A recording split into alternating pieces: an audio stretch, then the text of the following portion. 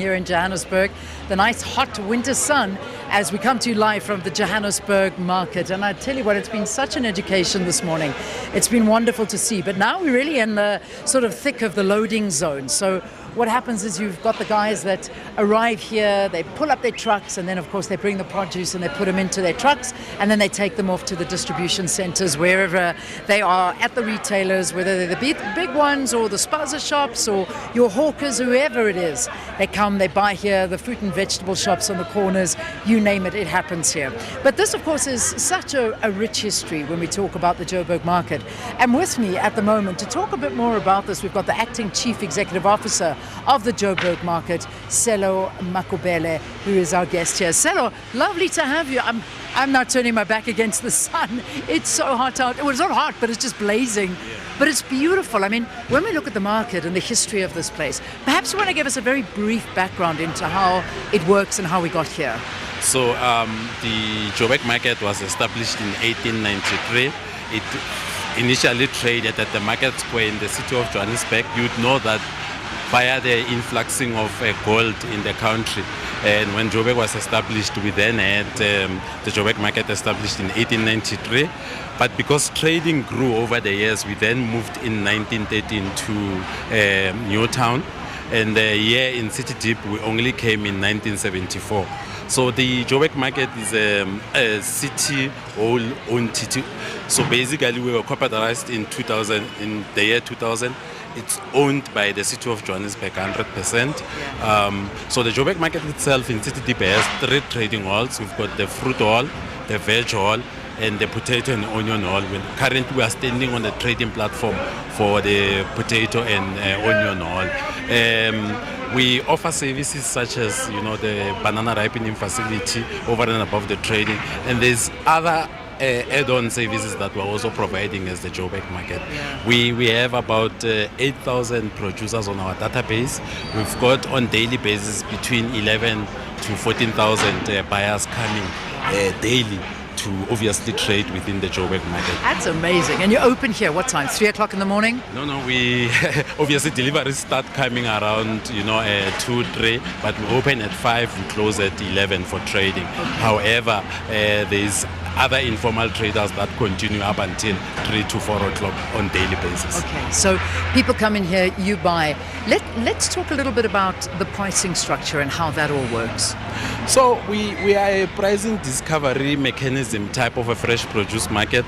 Our pricing is fair and transparent. Our pricing is localized, and our pricing is dependent on supply and demand.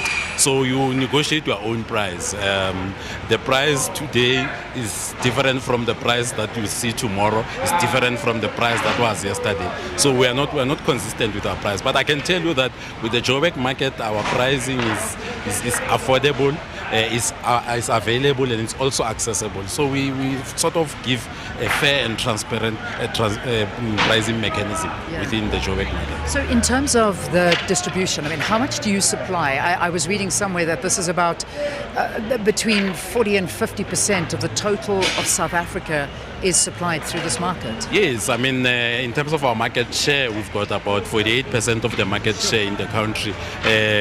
You'd know that within the country, we've got about 16 fresh produce markets. So Joburg Market is the biggest. In all 16, we take about 48% market share. We are the biggest fresh produce market in South Africa and in Africa, and we know that because of mass and volume. So yeah, we are definitely the biggest. I mean, in the last financial year, we sold about 1.4 tons of fresh produce countrywide, and we continue to supply even the SADC region as well. Yeah. So we are the biggest in Africa. That's amazing. In terms of, I don't know, correct me if I'm wrong, I also saw some of the produce coming in. I saw Congo, I saw Mozambique, I saw a few countries. So is this also a distribution center for the import market as well? I mean, or is this purely local? Yeah, definitely we are the distribution center for import. I mean, you would have produce coming as far as Maputo, Botswana, Namibia, Swaziland, and other SADC regions. So we are definitely a distribution import. We also have other traders that are doing export marketing. So definitely we are exporting to the world. Most farmers do directs for export purposes, but we also have distribution centers here whereby farmers bring here and we then export to other countries as well. Amazing. I want to talk about pricing because I know you explained your structure on how it works, but we've been walking around, we've been looking at some of the prices and how this all works, and a lot of South Africans can't afford food. This is a big focus of the program this morning. We're looking at food security, we're looking at food prices and how unaffordable it's become for many, many South Africans. But when I walk around here, the prices they're very reasonable, and this is something that we need to get to the bottom of, is to look at how from here it gets to retailers and then suddenly it flies through the ceiling when it comes to pricing. I don't know what the involvement is, and if you've sort of looked at that at all. Look, with fresh produce, I mean the produce comes direct from the farmer to here, so there are no costs really involved. If there are costs, they are very minimal. And like I indicated, our pricing is fair and transparent. You negotiate it. Our pricing is dependent on supply and demand and supply, and it's localized. So basically, you come in, you negotiate for your own price. Remember, even some of the retailers come to buy here. So there are definitely costs that are involved from them buying here, taking to their retail stores.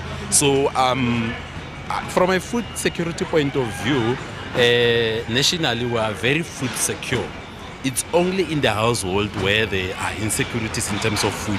This is primarily because of the social factors such as poverty, such as unemployment, and such as inaccessible of resources by household. But if you were to ask me, is South Africa really food secure? Definitely South Africa is food secure.